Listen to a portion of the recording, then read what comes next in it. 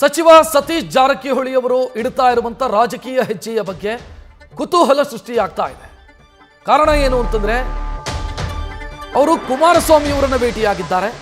ಅಷ್ಟೇ ಅಲ್ಲ, ದೇವೇಗೌಡರನ್ನು ಭೇಟಿಯಾಗಿದ್ದಾರೆ. ದೆಹಲಿಯ ಸಂಸತ್ ಭವನದಲ್ಲಿ ಕುಮಾರಸ್ವಾಮಿ ಅವರ ಕಚೇರಿಯಲ್ಲೇ ದೇವೇಗೌಡರನ್ನು ಭೇಟಿಯಾಗಿದ್ದಾರೆ.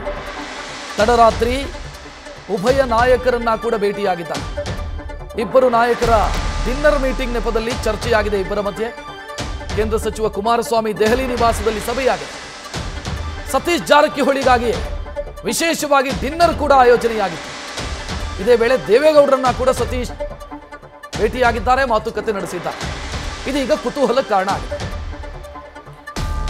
ಈ ಬಗ್ಗೆ ಹೆಚ್ಚಿನ ಡೀಟೇಲ್ ನೀಡೋದಕ್ಕೆ ನಮ್ಮ ಪ್ರತಿನಿಧಿ ಜಗದೀಶ್ ಫೋನ್ ಸಂಪರ್ಕದಲ್ಲಿ.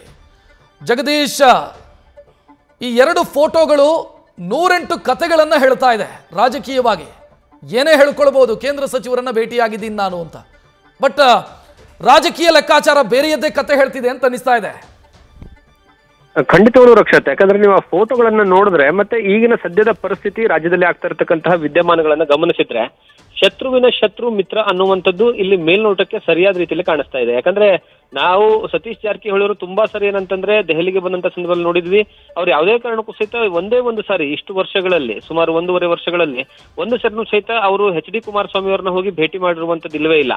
ಆದ್ರೆ ಈ ಬಾರಿ ಮಾತ್ರ ದೆಹಲಿಗೆ ಪ್ರಯಾಣವನ್ನ ಬೆಳೆಸಿರುವಂತಹ ಸಂದರ್ಭದಲ್ಲಿ ಎಚ್ ಡಿ ಕುಮಾರಸ್ವಾಮಿ ಅವರಿಗೆ ಹೋಗಿ ಭೇಟಿಯನ್ನ ಮಾಡ್ತಾರೆ. ಅದು ಸ್ಪೆಷಲಿ ಡಿನ್ನರ್ ಆಯೋಜನೆ ಆಗಿರುತ್ತೆ. ಸ್ವತಃ ಸತೀಶ್ ಜಾರಕಿಹೊಳಿ ಅವರು ಬರ್ತಾರೆ ಅನ್ನುವಂತಹ ಕಾರಣಕ್ಕೆ ಎಚ್ ಡಿ ಕೆ ಅವರು ಡಿನ್ನರ್ ಆಯೋಜನೆಯನ್ನ ಸಹಿತ ಮಾಡ್ತಾರೆ. ಅದು ದೆಹಲಿಯಲ್ಲಿರುವಂತಹ ಅವರ ಸರ್ಕಾರಿ ನಿವಾಸದಲ್ಲಿ.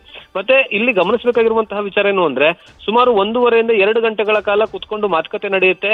ಎಂತದೇ ವಿಚಾರ ಆದ್ರೂ ಸಹಿತ ನೀವು ಸರ್ಕಾರದ ಕೆಲಸಗಳನ್ನ, ಅಂದ್ರೆ ಇಲಾಖೆವಾರು ಕೆಲಸಗಳಂತ ಹೇಳ್ಕೊತಿದಾರಲ್ಲ ಅವರು ಹೇಳಿರುವಂತಹ ಇಲಾಖಾವಾರು ಕೆಲಸಗಳು ಏನೇ ಇದ್ರು ಸಹಿತ ಡೇ ಟೈಮ್ ಅಲ್ಲಿ ಅದು ಆಫೀಸಲ್ಲಿ ನಡೆಯುವಂತಹ ಕೆಲಸಗಳು. ಆದ್ರೆ ಡಿನ್ನರ್ ಮೀಟಿಂಗ್ ವಿಚಾರಗಳು ಈಗ ದೊಡ್ಡ ಮಟ್ಟದಲ್ಲಿ ಚರ್ಚೆ ಆಗ್ತಿದೆ. ಕಾರಣ ಏನು ಅಂತಂದ್ರೆ, ಈಗ ಒಂದು ಏನಂದ್ರೆ ಮಹಾನಾಯಕ ಅನ್ನುವಂತಹ ಏನು ದೊಡ್ಡ ಮಟ್ಟದ ಹಣೆಪಟ್ಟಿಯನ್ನ ಇಟ್ಟು ಏನಂದ್ರೆ ಮಾತುಕತೆಯನ್ನ ನಡೀತಾ ಇದಾವಲ್ಲ, ಆ ಮಹಾನಾಯಕನನ್ನ ಹೆಣೆಯುವಂತಹ ಕೆಲಸವನ್ನ ಈ ರೀತಿಯಾಗಿ ಮಾಡ್ತಾ ಇದ್ದಾರೆ. ಯಾಕಂದ್ರೆ ಒಂದು ಕಡೆಗೆ ಡಿ ಕೆ ಶಿವಕುಮಾರ್ ಅವರ ವಿಚಾರವಾಗಿ ಬಹಳಷ್ಟು ಕಾಂಗ್ರೆಸ್ನ ನಾಯಕರುಗಳೇನಂತಂದ್ರೆ ನೇರವಾಗಿ ಹೇಳದೇ ಇದ್ರು ಸಹಿತ ಅವರ ಏನಂದ್ರೆ ಇಂಡೈರೆಕ್ಟ್ ಆಗಿ ಮೆಸೇಜ್ ಅನ್ನ ಕಳಿಸುವಂತಹ ಕೆಲಸವನ್ನ ಮಾಡ್ತಾ ಇದ್ರೆ, ಮತ್ತೊಂದು ಕಡೆಗೆ ಎಚ್ ಡಿ ಕುಮಾರಸ್ವಾಮಿ ಮತ್ತೆ ಸತೀಶ್ ಜಾರಕಿಹೊಳಿ ಅವರು ಈ ಒಂದು ಹನಿ ಟ್ರ್ಯಾಪ್ ಪ್ರಕರಣವನ್ನ ಸರ್ಕಾರದ ರೀತಿಯಲ್ಲಿ ಗಂಭೀರವಾಗಿ ಪರಿಗಣಿಸಬೇಕು, ಇಲ್ಲ ಆದ್ರೆ ಅದನ್ನ ಯಾವ ರೀತಿಯಾಗಿ ಬೇರೆ ರೀತಿಯಲ್ಲಿ ತೆಗೆದುಕೊಂಡು ಹೋಗ್ಬೇಕು ಅನ್ನುವಂತಹ ವಿಚಾರವೂ ಸಹಿತ ಚರ್ಚೆ ನಡೆಸಿದ್ದಾರೆ ನಿನ್ನೆ ತಡರಾತ್ರಿ ಅನ್ನುವಂತಹ ಮಾಹಿತಿ ಗೊತ್ತಾಗ್ತಾ ಇದೆ. ಹಾಗಾಗಿ ಈಗ ಈ ಒಂದು ಡಿನ್ನರ್ ಪಾಲಿಟಿಕ್ಸ್, ಡಿನ್ನರ್ ಮೀಟಿಂಗ್ ಏನಿದೆ ಅಲ್ಲ, ಆ ಡಿನ್ನರ್ ಮೀಟಿಂಗ್ ದೊಡ್ಡ ಬೇರೆ ಬೇರೆ ಆಯಾಮಗಳನ್ನ, ಬೇರೆ ಬೇರೆ ಲೆಕ್ಕಾಚಾರಗಳಿಗೆ ಏನಂತಂದ್ರೆ ಎಡೆ ಮಾಡಿಕೊಡೋ ಹಾಗೆ ಕಾಣಿಸ್ತಾ ಇದೆ.